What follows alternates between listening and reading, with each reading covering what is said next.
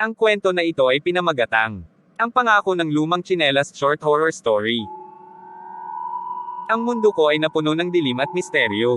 Sa araw-araw na pagpasok ko sa ospital, hindi ko inaasahan na isang kahilera na lumang tsinelas ang magdadala sa akin sa isang mundo ng kababalaghan at kakayanan. Si Luna, isang batang manggagawa sa ospital, nag-aambag sa kwento ng aking paglalakbay. Sa simula, hindi ko ito pinansin, ngunit ang kapangyarihan ng tsinelas ay hindi maipagwalang bahala. Isang araw, habang naglilinis ako ng isang kwarto, napadpad ako sa isang lugar na hindi dapat ko mapuntahan. Doon ko natuklasan ang mga kakaibang pangyayari, ang paglipad ng mga bagay, ang mga tila walang dahilan na nawawalang mga gamit. Ang tsinelas ay umaawit sa kawalan, hinahalina ang aking pansin, na ginigising ang aking mga kuryosidad. Sa likod ng pagkakahilera nito, natuklasan ko ang lihim na pangako nito, ang patuloy na pagnanais ng espiritong nakapaloob dito na mabigyan ng katarungan. Sa bawat pagkakataon, ang tsinelas ay nagdudulot ng kaguluhan at kadiliman. Ang multo ng isang dating pasyente ay patuloy na humahabol sa akin, umaawit ng galit at hinanakit.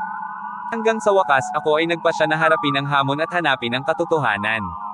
Nalaman ko ang kwento ng espiritu, ang kanyang sakit at pighati, ang kanyang mga hiling na hindi pa natutupad. Ako ang nagmamadaling tugon sa kanyang paghihiganti, sa kanyang paghahangad na mabigyan ng kapayapaan. Hinabol ako ng multo, ang kanyang kamay ay umaabot, ngunit hindi ako sumusuko. Kasama ang aking mga kaibigan, sinulong namin ang kapangyarihan ng pagkakaisa, pinatunayan namin na ang pag-ibig at pagkakasundo ay mas malakas kaysa sa anumang kadiliman. Sa bandang huli, nagtagumpay kami. Ang tsinelas ay naipatapon na, ang multo ay nagkaroon ng kapanatagan.